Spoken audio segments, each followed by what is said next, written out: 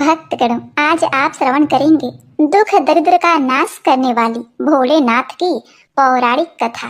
यह कथा शिव पुराण में वर्णित है। शिव पुराण में कहा गया है, जो भी भक्तगण इस कथा को शांत मन से भक्ति भाव से सुनता है तो उसकी जन्मों की दरिद्रता समाप्त हो जाती है, दरिद्र धनवान हो जाते हैं, रोगी रोग मुक्त हो जाते हैं, भाग्य का द्वार खुलता है। शिवलिंग पर जल चढ़ाने से किस फल की प्राप्ति होती है? शिव जी माता पार्वती की कल्याणकारी कथा। यदि आपने यह कथा पूरे अंत तक सुन लिया तो यकीनन आपको अपनी परेशानियों का हल, भगवान के प्रति श्रद्धा और भक्ति 100 गुना ज्यादा बढ़ जाएगी। तो इसीलिए कथा को पूरे मन से सुने। पूरा सुनने से लाभ मिलता है और आधा अधूरा सुनने से भगवान का अपमान होता है। साथ ही आप सभी भक्तगण वीडियो को एक लाइक करके ओम नमः शिवाय का जयकारा लगा दीजिए। शिव पुराण के अनुसार एक गांव में एक गरीब ब्राह्मण अपनी पत्नी व अपने पुत्र के साथ रहा करता था। उसके पुत्र का नाम सोमदत्त था। वह गरीब बूढ़ा ब्राह्मण नित्य प्रति शिव जी को जल चढ़ाया करता था और उसकी पत्नी ब्राह्मणी को ये सब बिल्कुल भी पसंद नहीं था। प्रिय भक्तों, दरअसल ब्राह्मणी पहले बहुत पूजा पाठ करती, व्रत उपवास सब कुछ करती थी। इतना कुछ करने के बाद भी उसकी गरीबी दूर नहीं हो रही थी। जब ब्राह्मण जवान था तो कहीं से कथा सुनाकर पूजा पाठ करके दक्षिणा लाता, उसी से उसका गुजारा होता था। फिर भी ब्राह्मणी इस आस में पूजा पाठ करती थी, कभी न कभी उसकी गरीबी दूर होगी, किंतु उसके पूजा पाठ का कोई फल नहीं मिला। अब तो ब्राह्मण बूढ़ा हो गया था। उसमें इतनी शक्ति नहीं थी कि वह कहीं गांव-गांव में जाकर कथा कराए। वह बीमार रहने लगा। घर में कमाने वाला कोई भी नहीं था। ब्राह्मण का बेटा सोमदत्त गुरुकुल में पढ़ा करता था। अब ब्राह्मणी के घर में खाने के लाले पड़ गए तो वह गुस्से में पूजा पाठ करना छोड़ देती है और ब्राह्मण को भी पूजा पाठ करने से मना करने लगती है और कहती थी कि भोलेनाथ और अन्य देवी देवताओं का पूजा करते करते जवानी से बुढ़ापा आ गया, लेकिन भगवान ने हमारी गरीबी दूर नहीं की, उल्टा अब तो दाने दाने को मोहताज हो गए हैं। अरे मेरी ही मति मारी गई थी कि मैंने दिन रात उपवास व्रत किया, जब तक मैं अपने शरीर को सुखा दिया। अब क्या देगा तुम्हारा शिव जो तुम शिवलिंग पर जल चढ़ाया करते हो? प्रिय भक्तगणों, ब्राह्मणी की बातों को सुनकर ब्राह्मण कुछ नहीं कहता। उसे तो अपने आराध्य भोलेनाथ पर विश्वास था। अब ब्राह्मण का बेटा अपनी शिक्षा पूरी करके गुरुकुल से वापस अपने घर आ गया और अपनी माता पिता की सेवा करने लगा। एक दिन की बात है, सोमदत्त शिव मंदिर में अपने पिता के साथ पूजा पाठ कर रहा था और वहीं पर शिव भक्तों को कथा सुनाने लगा। वह कहता है कि जो भक्त भगवान की कथा को सुनते हैं उनके मन में जो इच्छा रहती है भोलेनाथ उनकी मनोकामना पूरी करते हैं।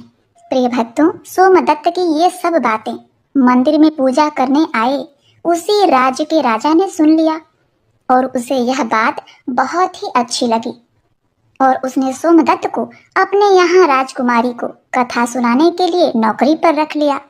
अब सोमदत्त प्रतिदिन राजा के लड़की को कथा सुनाने जाया करता था। वहां से दक्षिणा में जो भी मिलता उसमें ही वह अपने परिवार का पालन पोषण करने लगा। इस पर भी ब्राह्मणी खुश नहीं थी। उसने कहा, मुझे अपने बच्चे की भविष्य की चिंता है। हमारा जीवन तो जैसे तैसे कट गया, लेकिन मेरे पुत्र का जीवन अभी बाकी है। हमारे मरने के बाद उसका क्या होगा? हमारी भक्ति पूजा पाठ का फल लगता है कभी नहीं मिलेगा। क्या भोलेनाथ को मेरा दुख दिखाई नहीं देता? मेरा पुत्र राजा के घर से जो कुछ भी लेकर आता है, माना कि उससे हमारे पूरे परिवार का पेट भर जाता है, किंतु और भी आवश्यकताएं कैसे पूरी होंगी? ईश्वर ने अपनी आंखें क्यों बंद कर रखी हैं? क्या मेरे पुत्र को हमारे तरह ही गरीबी में रहना होगा? प्रिय भक्तगणों, ब्राह्मण और ब्राह्मणी की ये करुण पुकार जब माता पार्वती ने सुना तो उन्होंने शिव जी से कहा, हे देव, हे महेश्वर, आप सर्वज्ञ हैं। आप क्यों इन दोनों की परीक्षा ले रहे हैं प्रभु? ब्राह्मण आपका परम भक्त है, अब आप उसके दुख का नाश करें प्रभु, अन्यथा कोई ब्राह्मण भी आपका पूजा करना बंद ना कर दे, कहीं उसके मन में आपके प्रति विश्वास समाप्त न हो जाए। भोलेनाथ ने कहा, हे देवी, आप चिंता ना करें, मैंने उनके भाग्य उदय का बीज तो पहले ही बो दिया है। अब हम दोनों को साथ में लक्ष्मी जी विष्णु जी को लेकर इस ब्राह्मण के घर जाने का समय आ गया है। मेरी कृपा के साथ ही वो ब्राह्मण दंपत्ति विष्णु लक्ष्मी के भी कृपा के पात्र हैं। उन दोनों पति पत्नी ने हम दोनों की पूजा एक साथ की है। हे देवी, पृथ्वी लोक पर जाकर हमें शिव लीला करनी है। प्रिय भक्तगणों, अब शिव जी तुरंत माता पार्वती जी के साथ नंदी पर सवार होकर बैकुंठ लोक में जाते हैं, जहाँ दयानिधि भगवान विष्णु शेषनाग के सैया पर विराजमान थे। माता लक्ष्मी उनके पांव दबा रही थीं। तब शिव जी ने विष्णु जी से पृथ्वी लोक पर चलने को कहा। विष्णु जी बोले, हे देवी लक्ष्मी, चलिए, हमारे भक्त का बुलावा आ गया है। अब क्या था, चारों देवी देवता ने साधु का भेष धारण कर पृथ्वी पर उपरोक्त ब्राह्मण के घर पहुंचकर अलख जगाई और कहा, अलख निरंजन, अलख निरंजन। घर में से बूढ़ा ब्राह्मण निकला। उसने उन्हें प्रणाम किया तो उन साधु भेषधारी भगवान विष्णु और शिव जी ने कहा, हम रात्रि में आपके घर पर विश्राम करेंगे। इस पर ब्राह्मण पुत्र सोमदत्त ने अतिथि देवो भव ऐसा विचार कर कहा, महाराज, मेरे घर में दक्षिणा में मिले दाल भात आदि से हम तीनों के भोजन की पूर्ति होती है, अतः मैं एक समय के भोजन की व्यवस्था कर सकता हूँ। साधुओं ने उसे एक बर्तन देकर कहा कि वह दाल भात इस बर्तन में बनाओ, तो हम सबका दोनों समय का भोजन बन जाया करेगा। इस प्रकार उस बर्तन में बने भोजन से दोनों समय के भोजन की पूर्ति हो गई। अगले दिन प्रातः में सोमदत्त जाने लगा तो साधु रूपी भगवान शिव जी ने पूछा, हे पुत्र, तुम कहाँ जा रहे हो? उसने कहा, हे साधु महाराज, मैं राजा की लड़की को कथा सुनाने जा रहा हूँ। साधु ने कहा, तुम कथा सुनाने के बाद राजा की लड़की से पूछना कि तुम किस अभिलाषा की पूर्ति के लिए कथा सुनती हो। अब सोमदत्त राजकुमारी को कथा सुनाने के बाद वही प्रश्न पूछता है कि तुम किस अभिलाषा की पूर्ति के लिए कथा सुनती हो। राजा की लड़की ने कहा, मैं इस अभिलाषा से कथा सुनती हूँ कि मुझे ऐसा वर मिले जिसकी चर्चा सभी की जबान पर हो, उसके माथे पर चांद और सूरज की रोशनी हो तथा वह भाग्य का ऐसा धनी हो कि उसके कदमों में लक्ष्मी थिरकती हुई हो तथा ऐसी बारात हो जैसी किसी ने अब तक नहीं देखी हो। प्रिय भक्तगणों, अब वापस आकर सोमदत्त ने राजकुमारी की सारी बातें साधुओं को बताई। अब देखिए, अब अगले दिन प्रातः काल में जब वह कथा सुनाने के लिए जाने लगा तो साधुओं ने कहा, बच्चा, आज फिर वही प्रश्न करना। वह फिर से तुम्हें कल वाली बातें बताए तो तुम यह तुरंत कह देना कि जैसा पति तुम्हें चाहिए वैसा केवल मैं ही हूँ। ऐसा कहकर भाग आना। सोमदत्त ने कहा, हे साधु महाराज, कहाँ एक मैं गरीब ब्राह्मण जिसका घर उसकी दी हुई दक्षिणा पर चलता है, और कहाँ वह राजा की पुत्री। राजा मुझे और मेरे परिवार को मृत्यु दंड देकर मौत के घाट उतार देगा, अतः मैं ऐसा नहीं करूँगा। साधुओं ने कहा कि ठीक है, हम तुम्हें परिवार सहित अभी श्राप से भस्म किए देते हैं। सोमदत्त पहले ही उनके चमत्कार से डरा हुआ था। उसने सोचा कि राजा तो बाद में मृत्यु दंड देगा, ये तो अभी अपने श्राप से भस्म कर देंगे। अतः साधुओं को आश्वासन देकर कथा सुनाने के लिए चला गया। कथा सुनाने के बाद सोमदत्त ने कहा, हे राजकुमारी, कल आपने जो बताया था उसके अनुसार जैसा वर तुम्हें चाहिए वैसा वर मैं ही हूँ। ऐसा कहकर तुरंत वह वहां से भाग आया। राजा की पुत्री को एकदम आघात पहुंच गया। उसने दासी के द्वारा अपने पिताजी को बुलाकर सब बात बताई। राजा ने आश्वासन दिया कि उस उदंड ब्राह्मण को उसकी सजा मिलेगी। राजा ने तुरंत अपने मंत्रियों से विचार विमर्श किया। एक वरिष्ठ मंत्री ने कहा, महाराज, उसने अपराध तो फांसी दिए जाने वाला किया है, परंतु वह एक ब्राह्मण है। उसे फांसी देने पर एक ब्राह्मण हत्या का पाप लगेगा। कुछ ऐसा किया जाए कि वह दंडित भी हो जाए और ब्रह्म हत्या का पाप भी न लगे। प्रिय भक्तों, काफी विचार विमर्श करने के बाद तय हुआ कि शादी का निमंत्रण पत्र कुछ शर्तों के साथ भिजवाया जाए। राजा ने शर्तों वाला निमंत्रण पत्र लिखवाकर अपने नौकर के हाथ सोमदत्त के पिता के पास भिजवा दिया। उधर सोमदत्त ने घर पहुंचकर साधुओं को बताया कि आपके कहे अनुसार कहने पर राजकन्या बहुत क्रोधित हो गई। अब शीघ्र ही फांसी का संदेश पहुंचने वाला है। कुछ समय बाद नौकर निमंत्रण पत्र लेकर वहां पहुंच गया। साधुओं ने हलकारे को सम्मान सहित बिठाकर सोमदत्त को निमंत्रण पत्र पढ़कर सुनाने को कहा। पत्र इस प्रकार था। हे ब्राह्मण पुत्र, हमें तुम्हारा शादी का प्रस्ताव मंजूर है, परंतु साथ साथ हमारी कुछ शर्तें भी हैं।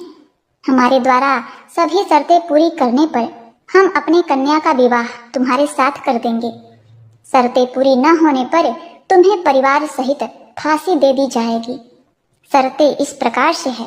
पहला शर्त, बारातियों के ठहरने वाले सभी बारात घर तथा बनाए गए सभी तंबू बारातियों से भरे होने चाहिए। कोई भी तंबू खाली नहीं रहना चाहिए। दूसरा शर्त, बारातियों के आतिथ्य सत्कार में बनाई गई सभी खाद्य सामग्री उपयोग होनी चाहिए, कुछ भी बचना नहीं चाहिए। तीसरा शर्त, ऐसी अद्भुत बारात आनी चाहिए जिसकी प्रशंसा हर व्यक्ति के जबान पर हो। बारात आने पर यदि कोई भी शर्त अधूरी होगी तो बारात में आने वाले सभी बारातियों को फांसी दे दी जाएगी। पत्र पढ़कर सोमदत्त डर से कांपने लगा। साधुओं ने कहा, तुम डरो नहीं, नौकर को भोजन खिलाकर पत्र का उत्तर देकर विदा करो और पत्र में लिखो कि आप विवाह की तैयारी करें, हम फला दिन बारात लेकर आ रहे हैं। नौकर को भोजन में दाल भात परोसा गया। नौकर की थाली में चमत्कार से 36 प्रकार का भोजन बन गया। विदाई में साधुओं ने, जो कि भोलेनाथ और विष्णु जी थे, उसे मुट्ठी भर धुनी की राख व पत्र देकर विदा किया। बाहर आकर नौकर ने देखा कि वह राख नहीं बल्कि हीरे मोती हैं। वह बहुत खुश हुआ। राजा ने सकारात्मक उत्तर प्राप्त होने पर विचार किया कि वह गरीब ब्राह्मण किसके भरोसे ऐसा कर रहा है। क्या कोई दुश्मन राजा उसका साथ दे रहा है?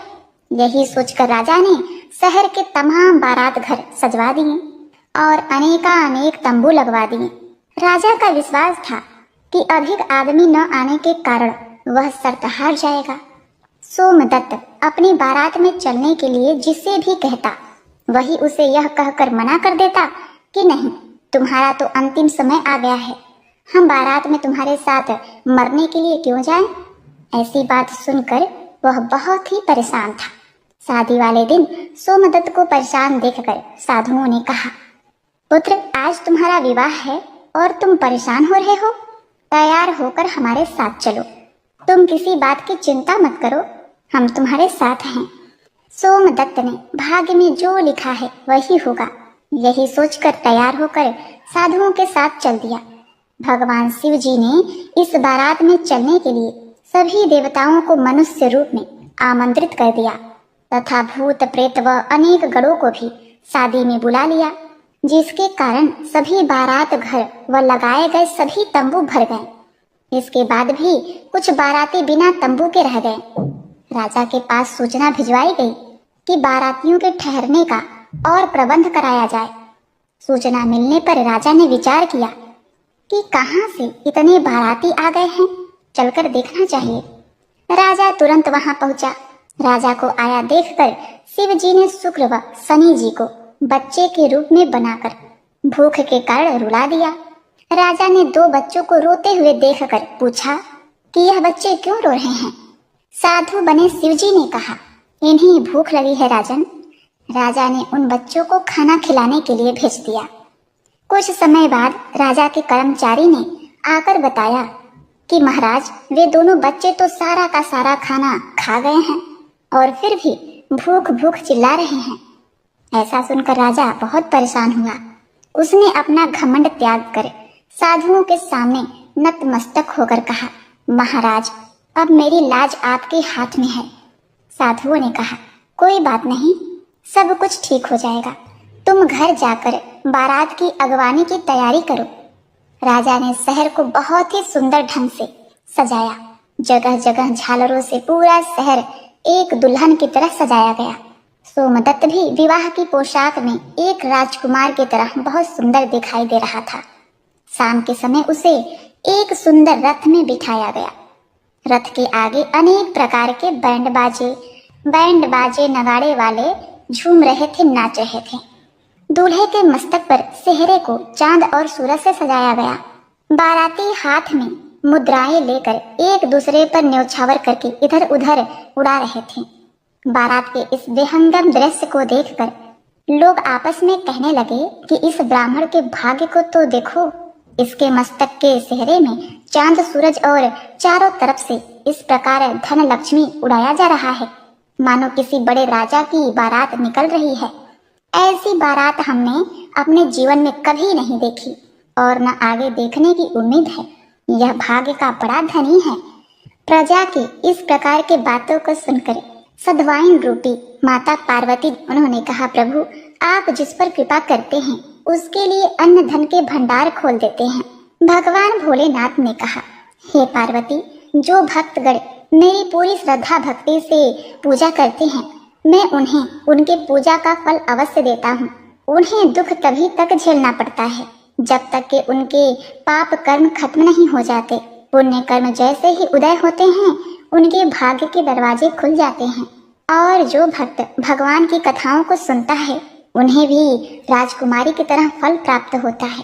राजकुमारी ने प्रतिदिन भगवान की कथाएं सुनी। उसने मन में जो भी कामना की उसे वह मिला।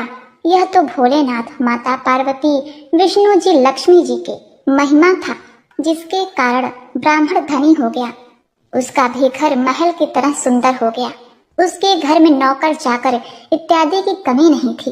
अपार धन दौलत से घर भरा हुआ था और ब्राह्मणी ने भी फिर से भगवान की पूजा अर्चना करनी शुरू कर दी। खूब दान दक्षिणा देना शुरू कर दिया और नित्य प्रति भगवान के कथाओं को सुना करती थी।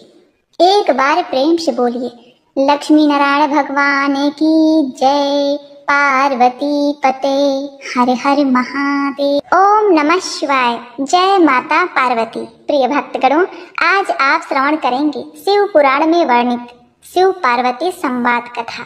प्रिय भक्तगणों, एक बार भगवान शिव माता पार्वती के साथ भ्रमण कर रहे थे। उसी समय माता पार्वती भगवान शिव से कहने लगी, हे प्रभु, मेरे मन में 3 प्रश्न उठ रहे हैं। यदि आप मेरे इन तीनों प्रश्नों के उत्तर दे दें, मेरे मन के शंकाओं का समाधान कर दें, तो मेरे मन को बहुत ही शांति मिलेगी। तब भगवान शिव कहते हैं, हे पार्वती, तुम अपने तीनों प्रश्नों को बताओ। मैं तुम्हारे तीनों प्रश्नों के उत्तर देकर तुम्हें संतुष्ट करने का प्रयास करूंगा। माता पार्वती कहती हैं, प्रभु, मेरे 3 प्रश्न हैं। पहला प्रश्न, स्त्री के कौन से पूर्व जन्म के कर्मों से उसका पति से तलाक अर्थात दुराव हो जाता है। दूसरा प्रश्न, कौन सी स्त्री का पति सदा धनवान रहता है। तीसरा प्रश्न, कौन से मनुष्य के भाग में धन होते हुए भी वह गरीब ही रह जाता है। क्योंकि मैंने देखा है कि इस कलयुग में स्त्री पुरुषों का वैवाहिक जीवन 7 जन्मों का तो दूर 7 दिन, 7 महीने, 7 साल तक भी नहीं टिकता। बहुत सारे स्त्री पुरुष अपने पवित्र वैवाहिक जीवन को बर्बाद कर रहे हैं। ऐसा क्यों हो रहा है। माता पार्वती की बातों को सुनकर शिव जी ने कहा, हे देवी पार्वती, मैं एक छोटी सी कथा सुना रहा हूँ।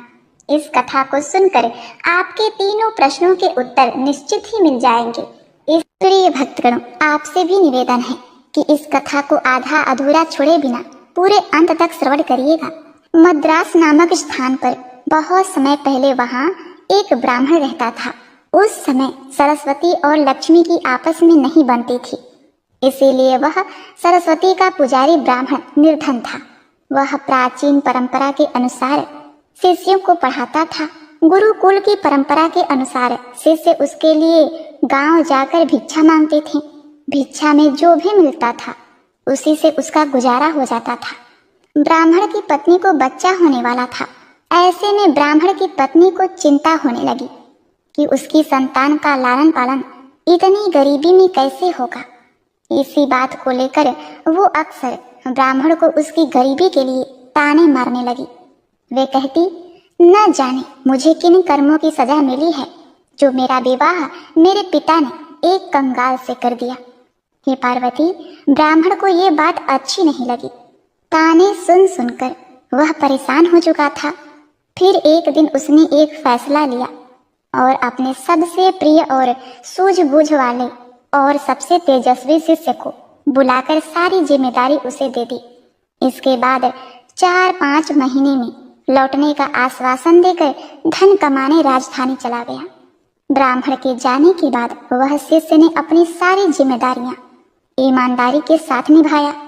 आसपास के गांव वालों को जब पता चला तो सब लोगों ने मिलकर ब्राह्मण के यहाँ अनाज और जरूरत का बाकी सामान भिजवा दिया। आश्रम में बाकी शिष्यों को वह शिक्षा देने लगा। इस तरह सब कुछ सही रास्ते पर चलने लगा। एक रात को ब्राह्मणी ने पुत्र को जन्म दिया। दरवाजे के पास खड़े शिष्य को जब पता चला तो उसने सोचा कि आगे क्या क्या करना है। इस बारे में गांव के बुजुर्गों से सलाह लेनी चाहिए।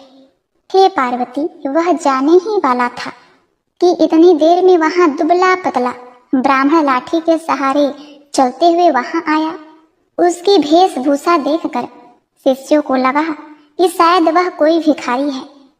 शिष्य बोला, ओ बाबा, कौन हो तुम?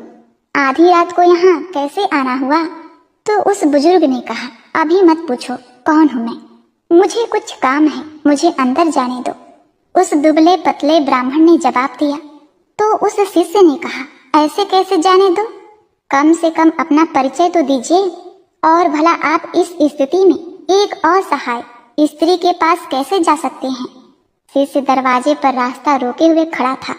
ब्राह्मण ने हंसते हुए जवाब दिया, तो सुनो, मैं विधाता हूँ, सबका भाग्य लिखने वाला।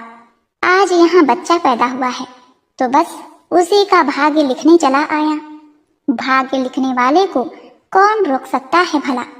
इतना कहते हुए वह ब्राह्मण हंसते हुए शिष्य को हटाकर अंदर चला गया। जब वह बाहर आया तो उस शिष्य ने उत्सुकतावश पूछा, महाराज, आपने क्या लिखा उस नन्हे बच्चे के बारे में, मेरे गुरु भाई के बारे में?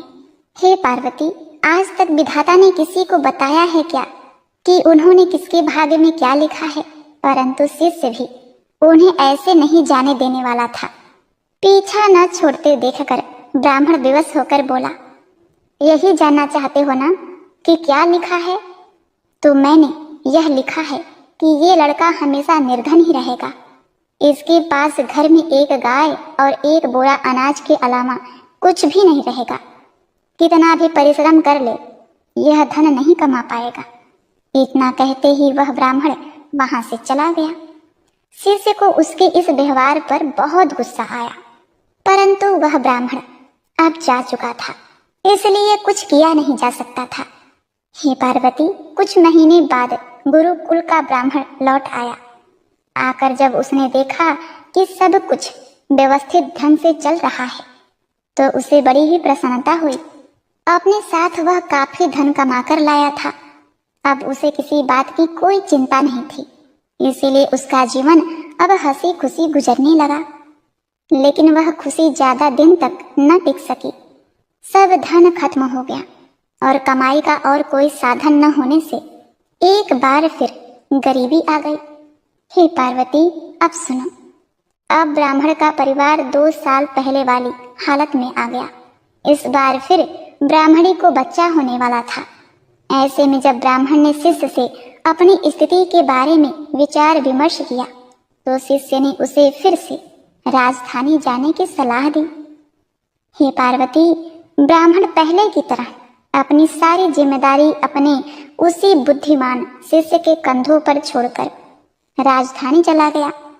सब कुछ वैसे ही फिर से चलने लगा जैसे पहले चलता था। फिर से गांव के लोग अनाज व जरूरी सामान दे गए।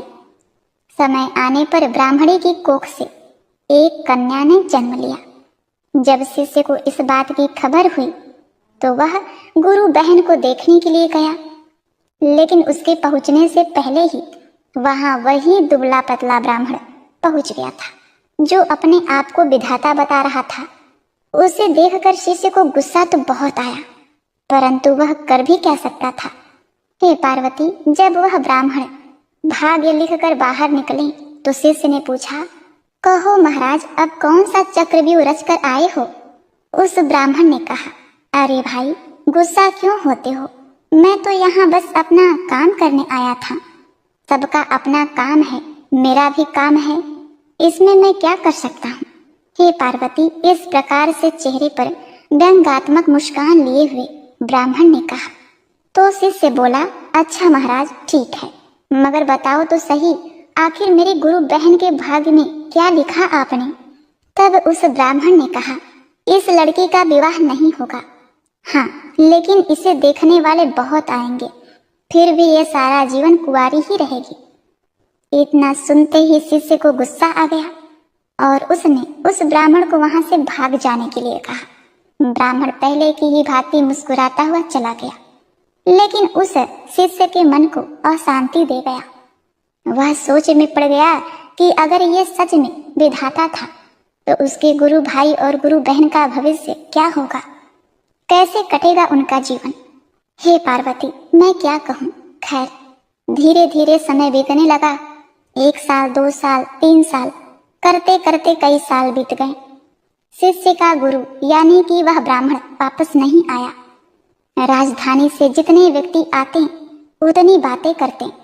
कोई कहता ब्राह्मण की मृत्यु हो गई, कोई कहता वह अपनी पत्नी से परेशान थे, इसलिए संन्यास लेकर जंगल में चले गए।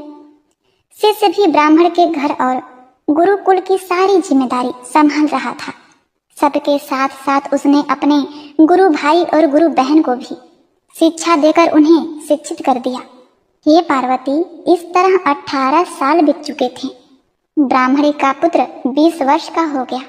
शिष्य को अब लगने लगा कि अब उसका गुरु भाई गुरुकुल की व्यवस्था संभालने लायक हो गया है। इसी विचार से अब शिष्य अपनी सारी जिम्मेदारी उसे देकर वहां से विदा लेना चाहता था। ब्राह्मणी व उसके पुत्र और पुत्री ने उस शिष्य को रोकने का बहुत प्रयास किया, मगर सब व्यर्थ था। हे पार्वती, शिष्य जब जा रहा था तब गुरु भाई उसे छोड़ते हुए कुछ दूर तक उसके साथ गया। जब गुरु भाई आशीर्वाद लेकर वापस लौटने को हुआ तब उस शिष्य ने कहा, भाई, मैं जा रहा हूँ, मगर जो मैं अभी तुम्हें जो 2 बातें बताऊंगा उस बात का ध्यान रखना। पहला, कभी भी अपने घर पर अनाज से भरा हुआ बोरा और दूध देने वाली गाय मत रखना। अगर तुमने दोनों रखे तो तुम सारा जीवन निर्धन ही रहोगे। दूसरा, जब भी कोई व्यक्ति तुम्हारी बहन के विवाह के संबंध में बात करने आए तो उसे 100 सोने की मोहरें देकर जाने को बोलना, और जब वो 100 मोहरें तुम्हें दे दे तभी अपनी बहन उन्हें दिखाना। हे पार्वती, लड़के ने वैसा ही करने का वादा करके शिष्य को विदा किया और आश्रम में लौट आया। अगले ही दिन गांव के एक पुरोहित के यहाँ से एक दुधारू गाय और एक बोरा अनाज उस लड़के के घर भिजवा दिया। लड़के ने उसी समय गाय और अनाज का बोरा बेच दिया।